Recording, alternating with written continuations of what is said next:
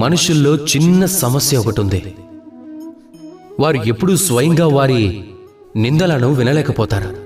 ఒకవేళ ఎవరైనా వారి విషయంలో ఏదైనా చెడుగా అంటే తట్టుకోలేకపోతారు. ఎల్లప్పుడూ భయపడుతూ ఉంటారు.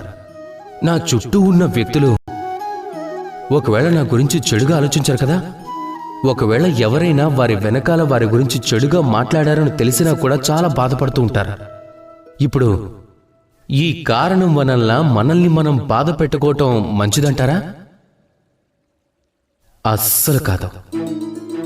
అన్నిటికన్నా ముందు ఒక విషయం మీరు గుర్తుపెట్టుకోండి. ఒకవేళ ఎవరైనా మీ వెనక మీ గురించి చెడుగా మాట్లాడతారో వారు ముందే మీకన్నా 2 అడుగులు వెనక్కున్నారు అని. అవునా? ఈర్ష్య వలన మీ గురించి తప్పకుండా చాలా మాటలు మాట్లాడతారు, కానీ అలా ఉండనే ఉండదు. ఒకవేళ వారు నిజం చెప్పారు అంటే అన్నిటికన్నా ముందు మీ తప్పులను అర్థం చేసుకోండి,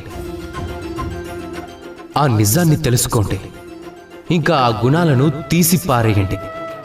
ఆ తరువాత చూడండి, మీరు వారికన్నా 2 అడుగులు ఇంకా ముందుకు వెళ్తారు.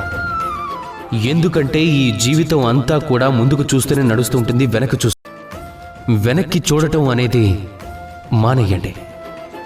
వర్తమానం ఏదైతే ఉందో దాన్నే చూడండి, భవిష్యత్తు ఏదైతే ఉందో అది మీ లక్ష్యం ఏదైతే ఉందో దాన్ని సాధించండి.